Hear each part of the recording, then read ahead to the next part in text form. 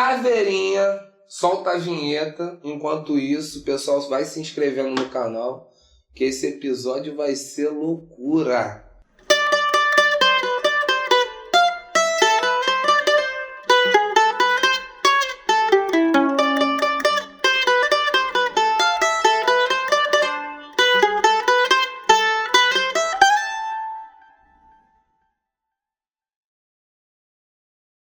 Loucura total, já tô aqui com a camisa do Loucura Suburbana. Quem não conhece, pesquisa, tá com exposição aí, né? Já são 25 anos, as bodas de loucura. E a gente tava falando sobre Engenho de Dentro, né? E o quanto esse bairro da Zona Norte tem uma relação diferenciada com a loucura, né? Hospital Municipal Nísio da Silveira, antigo Pedro II, mais popularmente conhecido como Hospital dos Malucos, e toda essa relação, né? Eu jogava futebol lá dentro tinha o clube escolar, né? Jogava basquete lá dentro e fui escoteiro lá dentro. Eu fui escoteiro, prometo pela minha honra fazer o melhor possível para cumprir com os meus deveres para com Deus e minha pátria, ajudar o próximo em toda e qualquer ocasião e obedecer à lei escoteira. E ainda... Obrigado. Vamos. E ainda fiz parte do projeto Casa do Sol pequeno, que você trabalhou lá também, né? Então o começo do fim do manicômio, fim do manicômio... Foi um projeto que começou, na época a gente chamava de deshospitalização, né? A galera ainda tinha gente internada lá. A ideia era acabar de vez com o manicômio. Então... É um projeto que envolvia as chamadas residências terapêuticas, né, onde a gente começou a ajudar para que eles alugassem uma casa, né, para que eles começassem a gerenciar o dinheiro deles e passassem a ter uma vida com autonomia, né, não precisa ficar lá dentro como muitos ainda estavam lá décadas internados. Inclusive encontrei o Luciano antes de vir pra cá hoje. Traquinas. E aí ele, pô, como que tá teu pai? Eu falei, tá bem. Aí ele, e tu, Michel? Tu vai na igreja? Eu falei, pô, se tiver que ir eu vou, mas eu sou macumbeiro. Aí, e teu pai apoia? Eu falei, sempre me apoiou. Aí ele, eu acho que achou interessante, eu acho que nunca talvez na vida dele ele tivesse pensado na possibilidade de ir num terreiro, mas eu falar que eu sou macumbeiro e teu pai apoia e tal, pra ele foi algo fenomenal, que ele é dessa época. E a igreja anglicana marcou muito ele, porque ele ia todo domingo. Nesse processo que ele estava indo para uma residência terapêutica, a igreja foi um ponto importante para ele, né, de frequência, todo domingo. O padre Stephen, né, o Stephen Taylor ainda estava aqui, e foi a primeira namoradinha dele. Foi na igreja anglicana. Ele conheceu uma menina, começou a namorar e tal. Parece que essa menina depois, mais tarde, até morreu. Tem uma história meio trágica. Mas a menina era da igreja? Era da igreja. Era sempre a avó que levava essa menina. Eu não lembro mais o nome dela. Mas era a avó dela que levava à igreja. E então marcou muito o Luciano, né? O Luciano marcou muito essa coisa da igreja. Ele sempre que encontra comigo, ele pergunta, e aí? E a igreja? Ele tá lá, paróquia anglicana da Santíssima Trindade no Meia. Quem tá lá como hoje em dia como referendo ainda é o Luiz Coelho? Não. É outra pessoa. Mas ainda tem alguns daquela época. Entendi. Ainda tem alguns daquela época. Essa relação com a loucura é algo que eu percebo que historicamente, né, as pessoas tentavam cada vez mais afastar e integrar, né? Hoje em dia muito se fala de autismo e tudo mais, e tem questões aí, tanto com a alta patologização, um balaio que não se sabe muito bem o que é autismo e tal, e uma coisa que parece que é uma novidade, mas é impressão minha, ou provavelmente tinham muitos autistas antigamente, mas simplesmente família, todo mundo, o lugar dele é ali, que lá é o lugar dos loucos, o manicômio e tudo mais. Tem... Pô, é claro que no passado, o que hoje se chama autismo já teve outros nomes. Né? Não é que no passado não existiam autistas. É porque utilizavam outras nomenclaturas. Claro, eu digo as pessoas com sintomática parecida. Sim, né? já existia. Sem esse nome. É porque ao longo também da história da psiquiatria, a nomeação dessas patologias elas foram se modificando também. O próprio diagnóstico de saúde mental, o DSM, ele já está na 5ª edição. A primeira edição foi da década de 50, acho que foi 1952, o primeiro manual de diagnóstico de saúde mental e psiquiatria. Foi 1952. E aí depois foi vindo versão 2, versão 3, versão 3 reformada, versão 4, agora está na versão 5, mas eu acho que vai sair um 6 ou um 5 reformado. Enfim, sim. Isso vai... A homossexualidade estava nesse DSM antigo. Sim, a homossexualidade já esteve no manual, tanto no DSM como também no CID, né, que é o Catálogo Internacional de Doenças. Uhum. Ela já teve, mas ela caiu porque a comunidade científica percebeu que a homossexualidade não era doença. A homossexualidade tinha a ver com preconceitos da própria sociedade. Não é uma doença. Tem mais alguma outra coisa assim marcante como a homossexualidade que era considerada doença, questão? Tem muita coisa, né? Porque aí a gente mergulha um pouco naquilo que Foucault se debruçou, né? Um pouco a história da loucura. Né? Ao longo da nossa história, a sociedade ela foi alojando sujeitos diferentes na categoria de loucura. Então, num dado momento, por exemplo, um padre manter relações sexuais e tal é maluco. E quantos não foram internados no hospício? Sim. Né? Então, cada época, a sociedade ela vai definir o que dentro dela vai ser considerado desviante. Vai ser considerado, isso aqui é loucura. Que de repente, numa época anterior, não era. Mas passa a ser. Né? Mas passa a ser. Então você tem essa questão que tem a ver com a história, com a cultura, com as nomeações. Né? E de fato, a impressão que eu tenho hoje, cara, é de uma multiplicação de diagnósticos.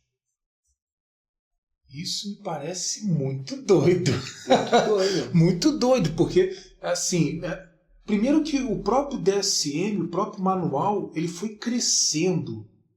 Era assim, umas 100 patologias, 50 e pouco, 100 patologias, depois foi para 200 e pouco, 300 e pouco. Acho que já está aí beirando 500 patologias e...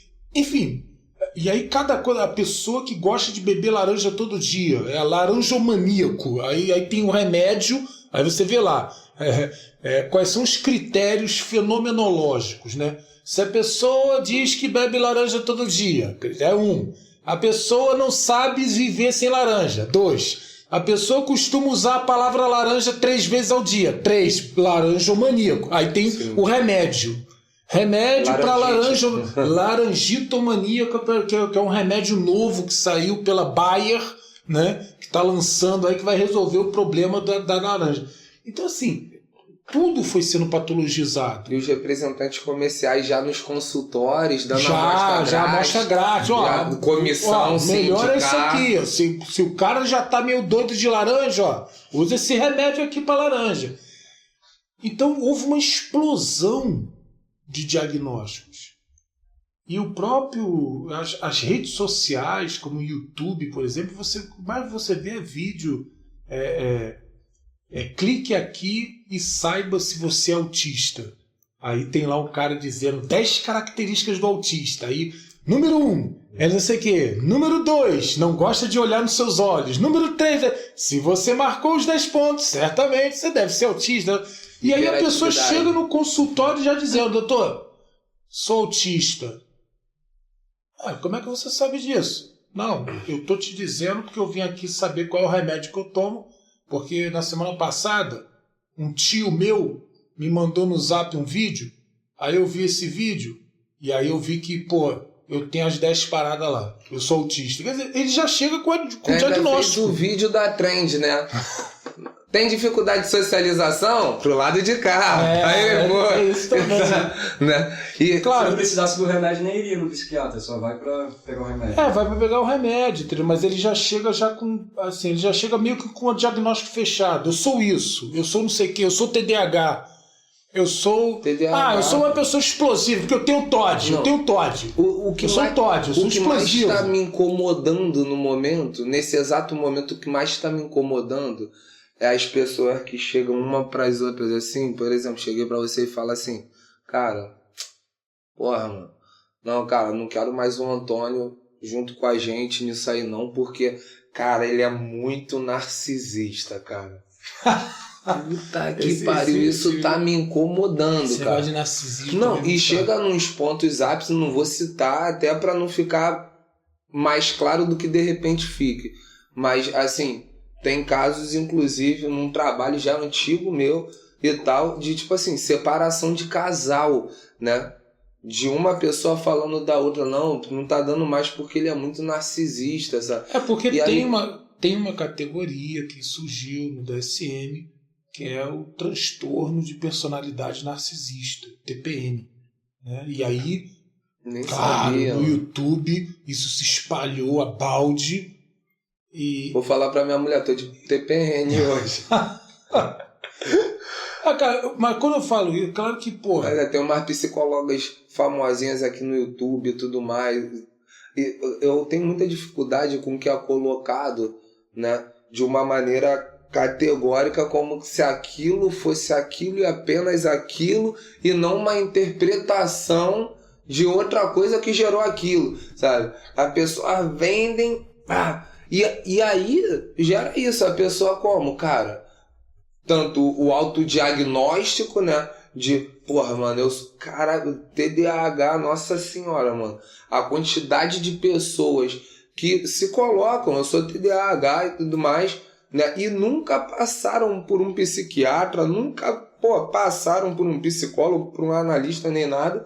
E é justamente isso. Fez uma pesquisinha aqui de TikTok, leu metade de um artigo ali e se identificou com algumas coisas e tal, e se coloca dessa forma, né? E o narcisismo, eu tô achando engraçado porque geralmente é direcionado pro outro. E eu percebo muito essa estratégia de projeção no outro mesmo, sabe? Em geral, quem me fala do outro, cara, é muito narcisista. Em geral, essas pessoas que estão falando são extremamente narcisistas, né? E aí algumas eu tenho paciência, né, para tentar, né, problematizar e abrir um pouco esse campo, né? Ele é muito narcisista, mas eu também sou. Você não é muito narcisista não, que isso? Você é? E o cara, não, eu não. E tal. Mas o que é narcisismo? Aí sempre esbarra num lugar cabuloso que nem ela entendeu muito bem o que foi falado. Tem dificuldade até de reproduzir, mas em geral é simplesmente falar que a pessoa é egocentrada, né? E quem não é egocentrado? Né? A gente enxerga o mundo a partir do nosso ego, do nosso eu e tal. Mas, enfim, é complexo. Mas esse eu tô achando interessante porque, não sei, não lembro de outra situação parecida perto, né, que é direcionada a patologizar o outro. Porque o autismo também tem muito disso, das pessoas, ainda mais eu que trabalho no ramo da educação também é muito forte, cara. E a gente tem, por exemplo, formulários de estudos de caso. Então é muito comum os professores encaminharem um caso pra gente da equipe técnica e, não, porque o aluno, com certeza é autista e tal. O autismo também tem essa questão tem de se autopatologizar, mas muito de patologizar o outro, sabe? Identificar a criança isso e aquilo. Mas eu acho que isso tem muito a ver com o fenômeno também das redes sociais. Assim, tem uma coisa boa que eu acho das redes, nessa questão sobre loucura, sobre transtornos psíquicos e tal. As loucuras que atravessam todos nós. Até uma parada boa das redes no seguinte sentido. Acho que da pandemia para cá, as redes sociais foram interessantes no sentido de socializar e até democratizar o acesso a um certo conhecimento sobre psicologia, psicanálise, psiquiatria. Eu acho que tem um lado também legal. Acho que não é só falar mal, Claro. entendeu? Tem um lado maneiro. Assim, muita gente passou a se interessar por psicologia, por psicanálise, por psiquiatria, por conta de alguma coisa que viu no YouTube. Pô, Drauzio Varela, por exemplo, eu acho maravilhoso. Sempre acompanho o canal do Drauzio Varela. Muita gente E o Drauzio Varela é um dos que ajudou muito. Ele trazia psiquiatras, ele trazia psicólogos e tal. E isso ajudou a socializar algumas ideias interessantes. Por outro lado, como todo fenômeno tem suas ambiguidades, né? Por outro lado, surgiu também uma pá de picaretas e de gente que não tem nenhum compromisso com a pesquisa, com a área de saúde mental, também vendendo peixe torto, né? Para ganhar dinheiro, para ganhar likes, né? Para vender seus esqueminhas terapêuticos, né? Para vender suas promessas de cura. Então, isso é o que a gente tem que estar atento. Quando eu falo, por exemplo, é claro que tem gente autista. Eu não estou querendo fazer um discurso negacionista do tipo assim, pô, não existe autismo, não existe uma pessoa hiperativa, isso não existe, isso é uma palhaçada, isso é tudo uma invenção. Não é isso. Não é isso. É claro que há pessoas que são hiperativas, há pessoas que são autistas, etc.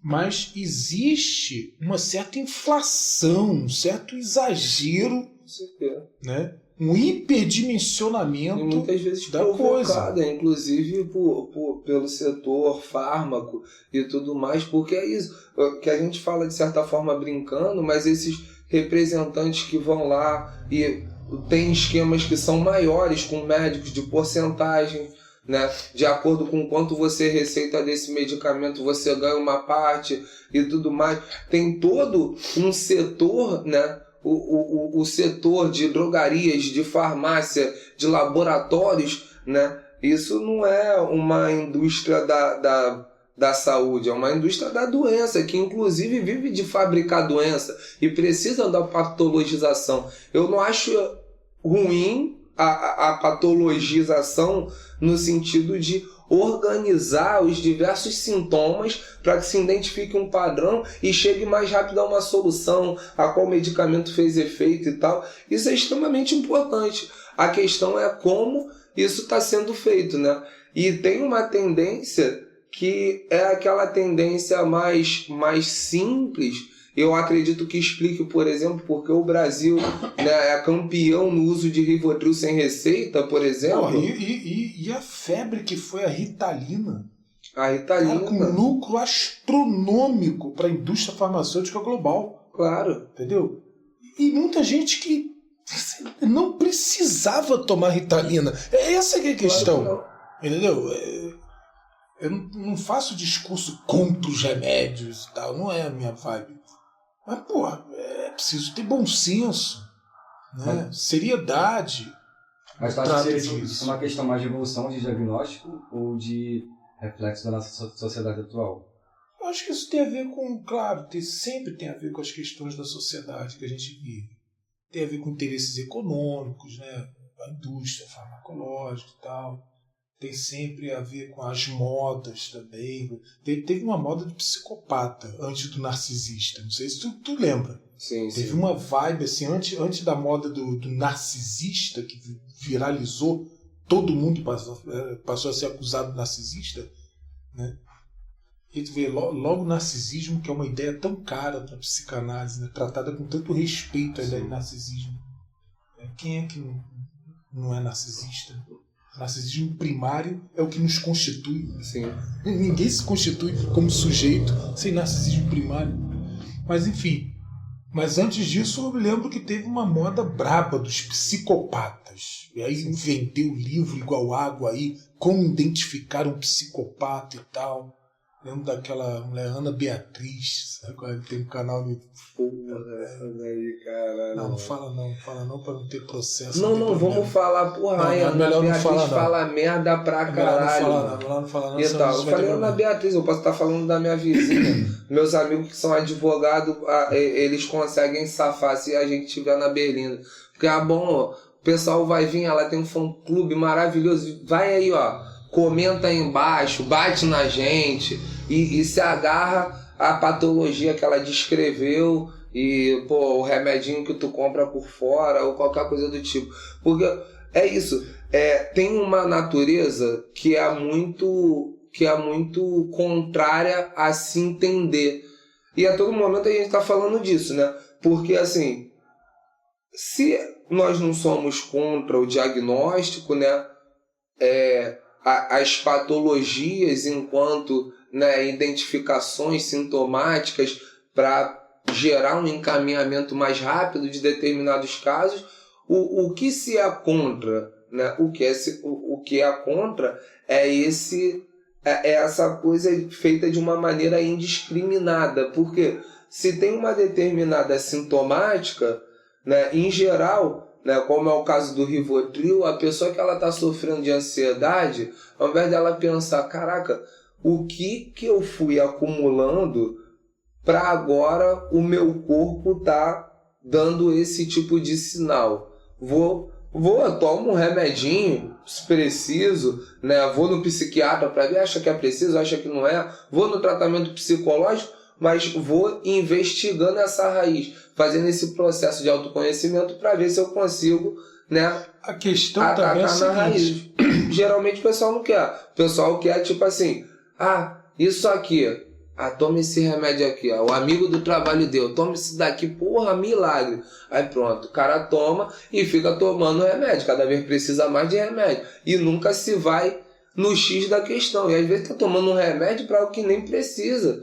Uma patologia que foi inventada, produzida por toda essa indústria ou por quem quer vender ali uma terapia alternativa X, Z, né? E é muito complexo, porque tem essa tendência, né, imediatista, né, de eu quero acabar com essa angústia desse sintoma específico, né? E nisso, é tal coisa. E o nomear também, né? Isso é TDAH. Também tem seu ônus e seu bônus, né? Porque o que mais tem é a pessoa, né, com ou sem laudo, usando do laudo para justificar qualquer coisa que faça. Não, eu sou assim porque eu tenho TDAH.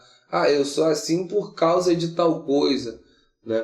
Se justificando em cima daquilo. Só que o nome, né, que amarram algumas características, ele serve não para você justificar uma maneira de ser que pode não ter nem propriamente a ver com aquilo, né? Ele serve mais para dar um direcionamento e um entendimento. Bacana, então se eu sei que eu já tenho uma impulsividade maior por conta desse modo operandi mental, eu vou tentar, né, tá mais atento às decisões e não, foda-se, vai tomar no cu. Não, mas pô, é porque eu sou impulsivo, né? Eu tenho um probleminha, o famoso, né?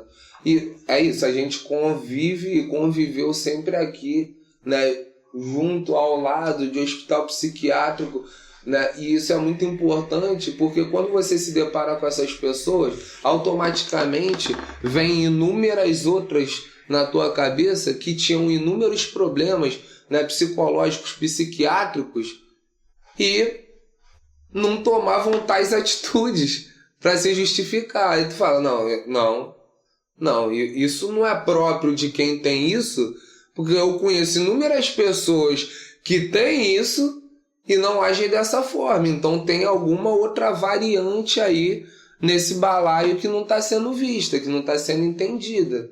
É porque às vezes talvez o diagnóstico ele entra para nomear uma angústia, né? a pessoa se sente mal, não sabe o que é, ou se sente meio desalojada na sociedade, seja lá o que for. Né? Tem ali uma angústia, tem ali um furo, tem um mal-estar, e aí vê um videozinho no YouTube e pega um nome. Né? O diagnóstico é um significante, é um nome. Ah, eu sou isso, pronto. Agora eu já estou mais tranquilo. Sim. Eu sei que eu existo. Sim. Eu sou... Não é que eu seja mal educado nem nada, é que eu sou borderline. E aí você pegou um significante, aquilo traz uma certa...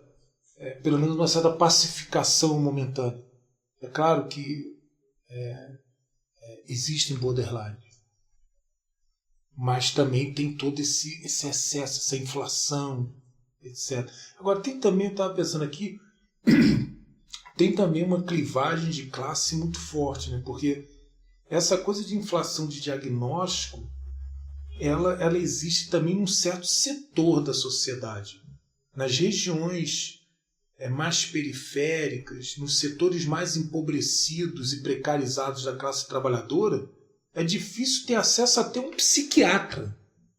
Pô, não tem nem dinheiro para pagar uma consulta de psiquiatra e às vezes no CAPS local não tem psiquiatra, é difícil encontrar, não consegue fazer tratamento porque não tem dinheiro para pagar psicólogo, nem psicanalista, nem nada. Então, assim, quando a gente fala também nessa explosão e nessa inflação, também tem clivagens aí de classe, de gênero e tal, de tudo isso que é preciso botar para rolo também na reflexão. Né? Eu acho que um dos maiores problemas do excesso dessa patologização é não reconhecer, né, que esses inúmeros sintomas, né, assim como você falou, se a pessoa lê ali, né, o guia ver os CIDs e tudo mais, é impossível ela ler aquilo dali e não pelo menos dar check para pelo menos 15, 20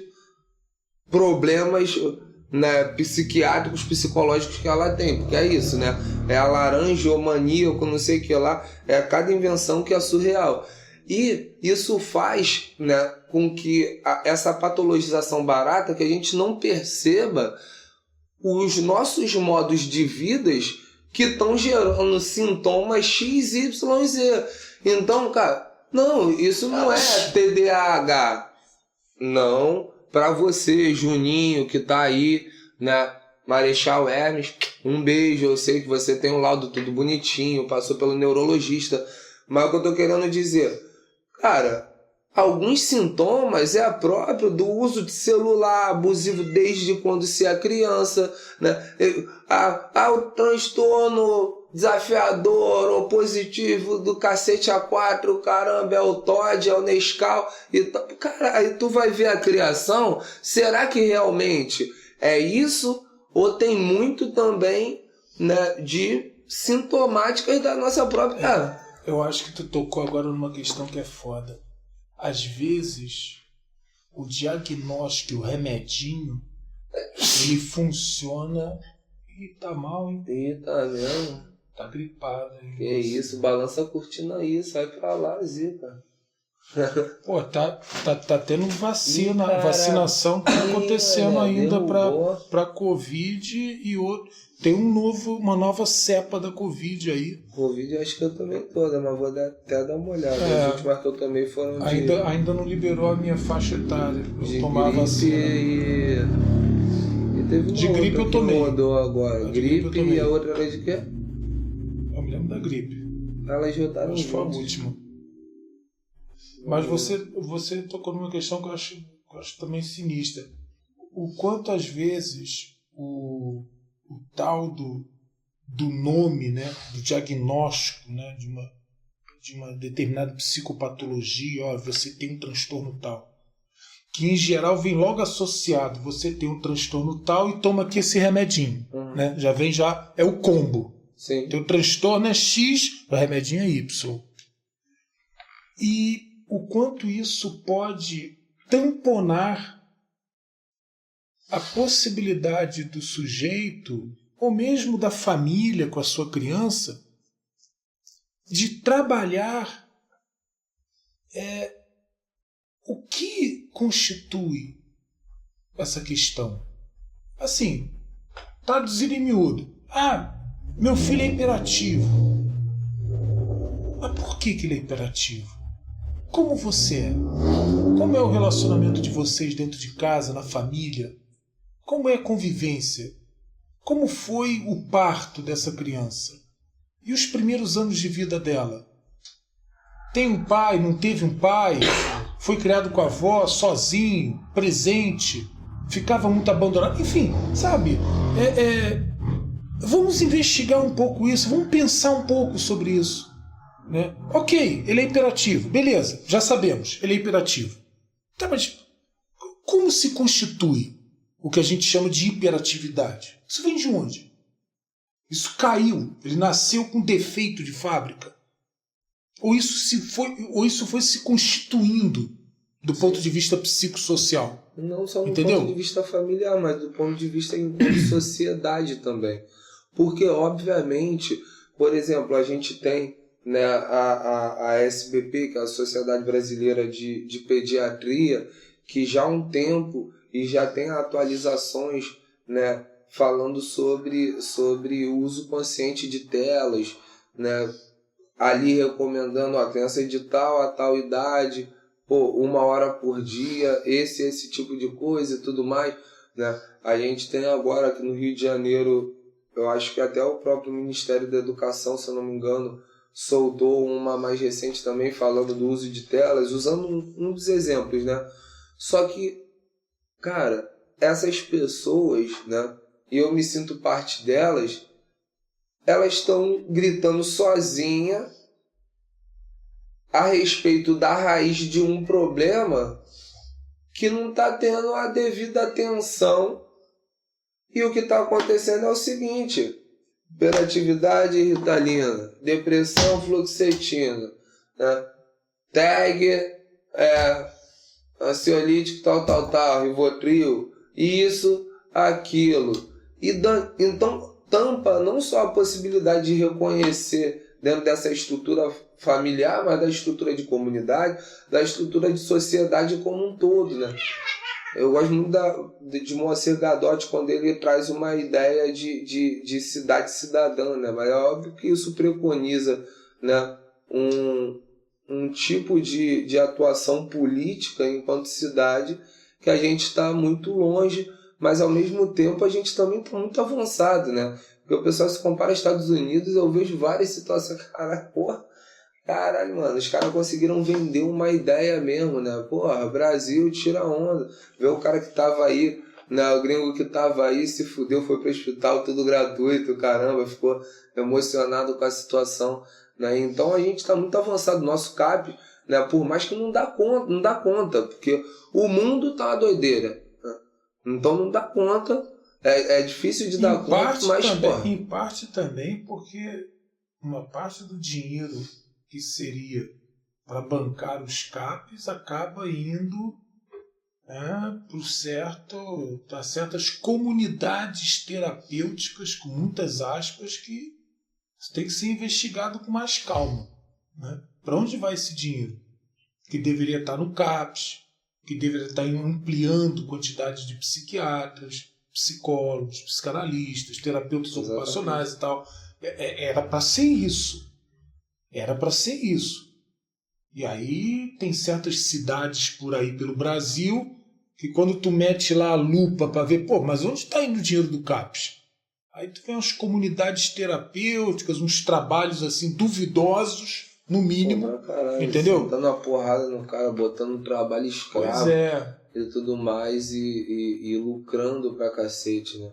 E acaba que com isso são justamente os setores mais proletarizados da nossa população, as pessoas de situação mais precária, de maior vulnerabilidade social, que às vezes tem uma dificuldade tremenda, cara, de encontrar um psiquiatra, de encontrar um psicólogo, uma psicanalista, alguém para tratar o filho, para tratar a família, né? Você não tem.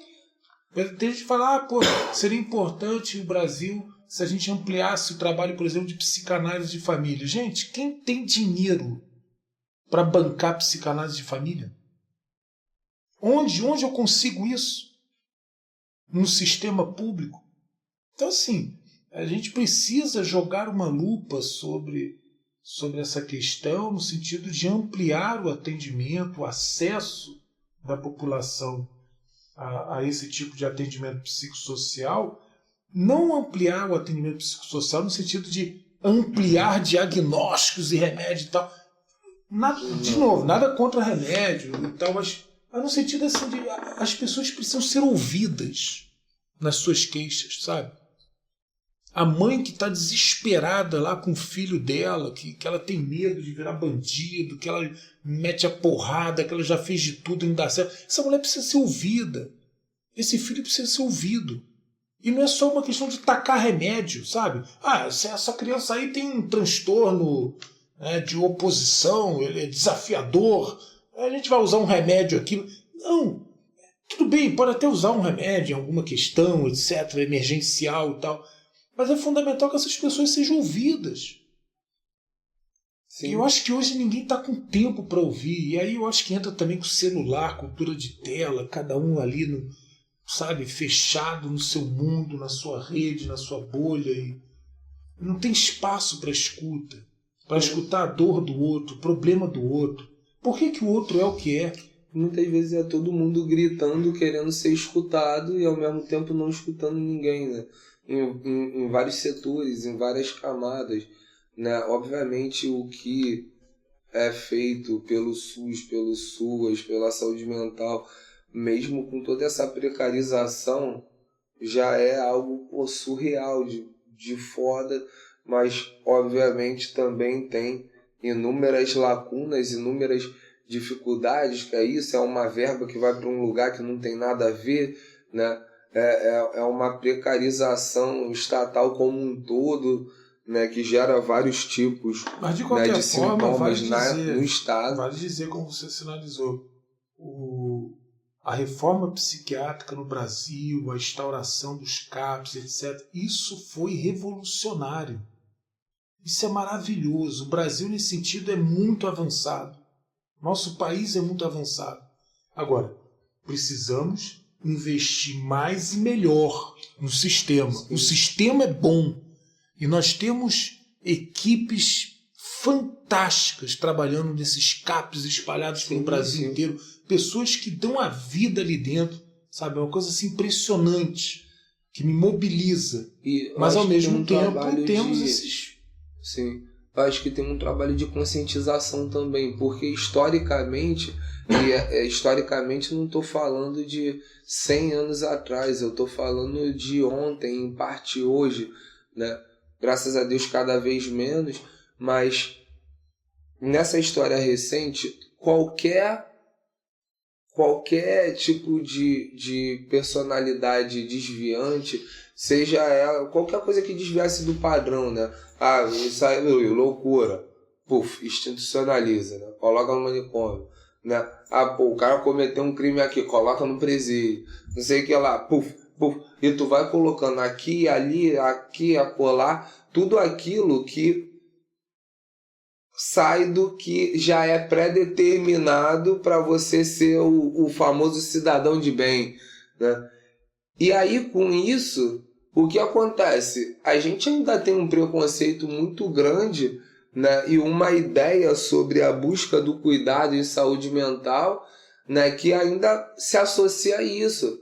Não sou maluco não, tô passando por uma dificuldade aqui. Não, mas não é sobre ser maluco, mas esbarra nisso, né? Então, um trabalho de conscientização nessa parte seria muito importante, né? Você falou nessa conscientização e eu associei com outra coisa aqui, que na contramão do que a gente está falando da inflação, de diagnóstico, de remédios, cambal, tem um outro lado também que é a pessoa que nega qualquer tipo de problema, entendeu? Que cansa de fazer muita merda, sabe? Sim. E não se vê, não se percebe adoecido, né? Uma pessoa, por exemplo, que vive para trabalhar e ganhar dinheiro, essa pessoa é doente, pô. Tá entendendo? E às vezes ela não toma nenhum remédio, não tem nenhum diagnóstico, não tem nada. Exato. Né? Mas eu acho essa pessoa muito doente. Às vezes eu fico pensando, eu sou torcedor do Vasco da Gama, cara. Eu sou um cara meio doente. Porque como é que pode? Como é que pode eu continuar torcendo? No mesmo vídeo, o pessoal da Ana Beatriz do fã-clube do Vasco. Cancelado. Eu sou apaixonado pelo Vasco, porque eu amo meu sintoma. Né? Eu sou apaixonado pelo Vasco. Mas assim, como é que eu posso continuar torcendo para um time que me faz sofrer continuamente? Futebol é isso, né, cara? Pontuação para uma vitória. Pois é, eu acho brabo. Enfim, loucura todos nós temos um pouco. Né? A loucura é uma coisa que atravessa todos nós, né? Diferente da psicose. Psicose é outra história. Né? Mas a loucura, o neurótico tem lá suas loucuras, o perverso tem suas loucuras, não, eu tô o psicótico tem suas loucuras. Eu tô falando isso tudo e ao mesmo tempo eu tenho dentro de mim um medo de loucura, né, que hoje está menos recorrente, mas se pegar fases onde eu tô, né, fazendo sintoma de pânico, de ansiedade e tal, sempre me leva para esse lugar de um medo de ficar louco, né? Então eu em geral não tenho muito problema com a loucura do outro, até a página 3 também, né? Porque também vamos separar o que é de um, o que é do outro, me pede para te ajudar, também não sai me atravessando, mas ao mesmo tempo tem isso, caraca, mano, medo de ficar louco, caramba, certa vez o psiquiatra tava até me falando, cara, não precisa ter medo de ficar louco não, nesses momentos de crise, de angústia, de pânico. Ele falou, cara, não precisa, e a gente já conversa, né, quem tem medo de ficar maluco não fica, né, aquela coisa, mas ele falando, porque... Essa é uma brincadeira assim, nossa antiga. Brincadeira nossa antiga, né? Eu acho que de antes de você trabalhar lá no Pedro II, eu acho que eu já falava esse negócio.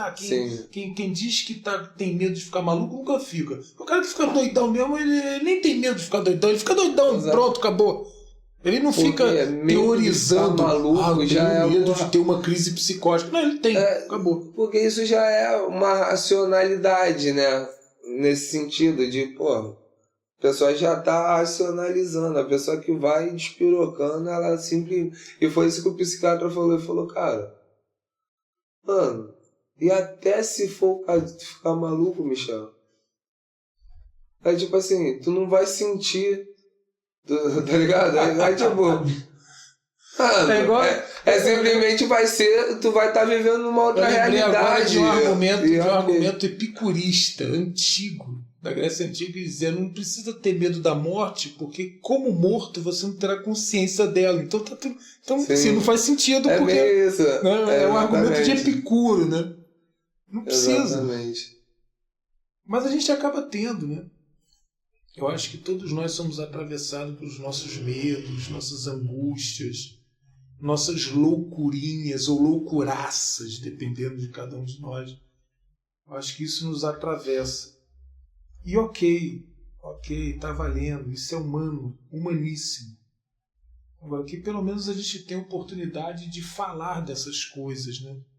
De botar para fora, de poder, em momentos graves, a gente poder ser atendido, ser ouvido, né? Ter acesso a profissionais qualificados para poder nos ouvir, para poder nos ajudar a elaborar essas angústias, essas dores, esses medos, esses traumas, enfim. Cada um carrega os seus, né, suas questões. Acho que esse é o meu desejo de uma sociedade de bem-estar. Exato. Você que está aí assistindo a gente, né, independente de você ter um sintoma ou não, sempre tenha curiosidade, estude mais um pouco sobre isso, porque infelizmente a gente não tem isso, não aprende isso nas escolas. Mas por a gente estar vivendo nessa loucura tremenda, eu acho que é mais que necessário que isso esteja cada vez mais na escola, até para que a gente tenha, né, uma base mínima de primeiro socorro com o outro que está em sofrimento psíquico, né? Porque a forma que, em geral, a gente age com quem está em sofrimento psíquico é uma maneira descaralhada, porque a gente não tem o conhecimento, né? Então, você vê, inclusive, né, médicos e tudo mais, né, pô, falando pra pessoa, não, tu não tem nada não, isso é psicológico. Porra, o quanto essa frase é totalmente equivocada, né? E se tem médicos falando isso para outras, imagine nós comuns aqui do dia a dia, né? A pessoa com pânico e o caramba e tal. Pô, o que você fala para essa pessoa? Como que você pode atuar, né? Como que você identifica rapidamente alguns sinais, né? Então acho que é importante, enquanto sociedade num todo, a gente ter essa busca, já que dentro das escolas não tem isso, para que a gente possa ser empático nessa relação, né? Da mesma forma que se você presencia um acidente, em geral, você sabe a qual número ligar, qual número recorrer, o que você faz, o que não faz. É comum, acontece acidente aqui agora, né? Logo aparece alguém para falar, não se mexe, fica parado, não pode se mexer, não dá água para ele, porque dependendo do que for ele vai fazer. A gente tem que buscar para a gente entender mais ou menos como atuar e ser empático, escutar a dor do outro, ao invés de falar, o cara, não, isso aí é coisa da tua cabeça, pô. Não, cara. E não, deixa eu ver aqui, ó. O coração tá bom, pô, que tá acelerado nada, né? Coisas que aumentam essa questão de tipo, porra, não, será que eu sou maluco ou não sou, né? Eu sou muito feliz de viver no Engenho de Dentro, procuram lá o trabalho do Loucura Suburbana, né? Sou intérprete lá, compositor. Trechos de músicas do Loucura Suburbana pra terminar. Pô, mas aí você é mestre nisso. Só você pode fazer o melhor fechamento em relação a isso. Aliás, tem frases de letras que você compôs pro Loucura que virou camisa do Loucura Suburbana. É verdade. Tem, ó, vou aqui no flow, né? Quando tu falou isso, veio uma, mas tinha uma outra vindo primeiro na cabeça. Eu gosto daquela que você canta sobre o normal e o louco. Eu acho aquilo ali... Tem maluco que sabe que é maluco e tem maluco que acha que é normal, né? Essa frase... E é muito doido, porque o refrão que também a música pegou como um todo, né? Que é doutor, vem ver o que acontece na cidade, quebrar as grades, a loucura tá na rua, o povo endoida de felicidade, que foi de 20 anos de Loucura Suburbana. Mas essa parte as pessoas gritam, né? Tem maluco que sabe que é maluco e tem maluco que acha que é normal. Parece que são as pessoas gritando, falando, seu filho da puta, que tu acha que é normal, eu tô tendo que fazer o dobro de terapia por conta de tu que não tá se cuidando. Me ajuda a te ajudar, ô maluco do caralho, né?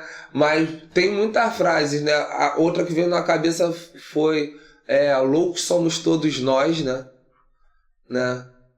Loucos por viver, loucos por saber, loucos pra viver.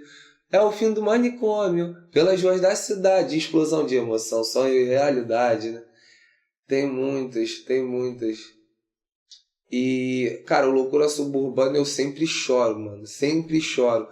E, pra mim, a coisa mais linda é justamente, primeiro isso, né?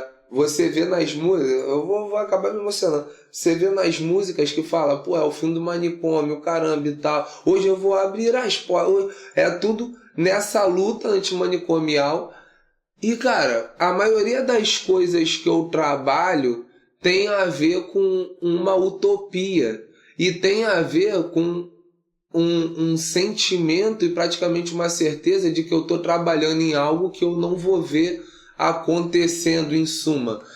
E na luta antimanicomial, se tratando de Hospital Nísio da Silveira, né, mais especificamente, mas como um todo, a gente cantou há anos atrás o que a gente viu acontecendo. A gente presenciou a última pessoa sendo desinstitucionalizada do Nísio da Silveira, então isso é muito forte. E o hino, quando a gente está ali dentro do hospital, né, do antigo manicômio, para sair o Loucura Suburbana, o povo todo esperando a gente, não era assim, o desfile do Loucura. O Loucura saía dali sozinho e quem tivesse na rua corria pra casa com medo do maluco. Agora o povo tá esperando para receber, né? E quando começa o hino, né? Hoje eu vou abrir as portas, hoje eu vou sair às ruas, cantando junto com Loucura, no samba celebrando a paz. Quando tem aquele momento ali que tá na concentração, eu já começa a me emocionar demais nas horas que canta sambas que eu compus. E esse samba desse ano... Copacabana, eu acho... Engenho de dentro me alucina, meu primeiro amor. Isso é demais, cara. Isso é... Caralho. Isso é fantástico. E é um cara. samba, né, que só é possível escrito por um louco, né? Por alguém que tá vendo o mundo de um outro prisma, né? Alguém neurótico, né? Vamos voltar à linguagem psicanalítica. Ali neurótico e psicótico, né? Mas ali, né, bordeado por uma casinha, né, por um tapume, e a pessoa que vive a sua verdade, né? Eu acho que a psicose é isso, a pessoa que vive a verdade dela, né? Eu tava passando, aí eu vi a menina na rua, falei, cara, eu lembro dela, um samba que nem ganhou, mas eu achei muito bom, sempre falo desse samba do bota tempero nesse angu que eu quero ver fortificar toda a nação pra valer, bota carranca pra espantar os aiangás, é o nosso grito de guerra. Tem umas letras ali no Loucura que é loucura total e é gostoso por conta disso, né? Enfim, é porque tem que acabar, porque falar de loucura suburbana, não sai daqui, eu vou rir, eu vou chorar. Bom demais, bom demais. E é a marca desse bairro aqui, né, do Engenho de Dentro. Essa coisa da loucura. Desde que eu era pequeno, né, a gente já aprendia dos nossos avós a nos relacionar, né, porque a galera saía com uniformezinho, uma camisa azul, pelo menos na minha década foi a camisa azul. E às vezes saíam, perambulavam. E lidar com isso, né? Então, pra gente aqui no Engenho de Dentro, sempre foi normal conviver com a loucura. Ninguém corria, sabe? Vê um Jarbas aí, ninguém saia correndo. É o Jarbas. Pô, tu não conhece o Jarbas? Tinha o Carlinho lá dentro que cantava. Tinha o Carlinho. O que cantava Roberto Carlos. Amigo, estou aqui. Aí eu ia lá pro escoteiro e, pô, caralho, ele tava lá. Pô, tu lembra que antes de. A minha salinha era no segundo andar, centro comunitário. E aí na parte de baixo tinha uns trabalhos comunitários ali. Um deles era um senhorzinho que era esquizofrênico, né? Tinha um diagnóstico de esquizofrenia. E ele fazia barba. E tinha uma galera que tinha medo de fazer barba com ele. Claro, pô. O cara com a navalha aqui, ó. Tá? E eu fazia minha barba com ele. De 3 em 3 dias eu passava lá e fazia minha barba com ele. Ele tinha uma caixinha, né? Que você botava ali o dinheiro, dava ali uma contribuição e tal, e ele trabalhava como barbeiro ali no centro comunitário do Hospital Psiquiátrico. Sim, né? Isso é muito foda. Ali tinha tudo quanto é coisa, cara. Que episódio saudosista. Ali foi uma experiência muito boa. Testemunhar esse começo quer dizer, começo, fim, né? Talvez o fim do manicômio, né? Foi o fim do manicômio, começo do fim do manicômio. A deshospitalização dos últimos que ainda estavam internados ali. Foi uma experiência marcante pra caramba.